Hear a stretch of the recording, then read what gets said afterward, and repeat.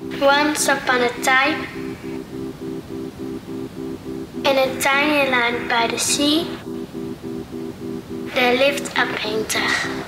This painter made beautiful pictures of women with red hair. He wished to paint as many of them as possible. But red hair was not very common in his land. He decided to use the herald to spread the news in hopes of finding 15 Titan lasses. And so, a wonderful journey began. Like wildfire, The news spread to the country, and before long, 150 damsels had to come to the painter's aid. now the artist found himself faced with a new challenge. for he could not possibly create portraits of that many Corlins. yet he wanted to acknowledge and thank each of them And so he invited each of the lasses to his town for a fest he named Redhead Days. Maidens all traveled to the feast that day, Arriving from all corners of the province and beyond. Their hair shone bright as fire in the sun, and they all had smiles on their fair freckled faces. It was a sight unlike anyone had witnessed before. Not even the red-headed damsels Had ever seen so many of their kind. and it made them happy and proud to be there. Year after year, the redhead folk could count on the feast to take place.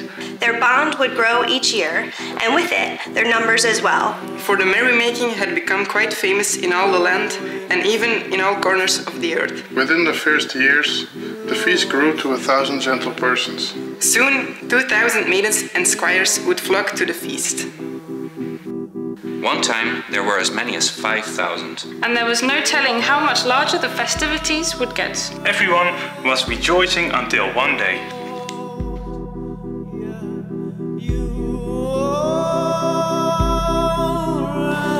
Until one day, the existence of the festival was no longer certain.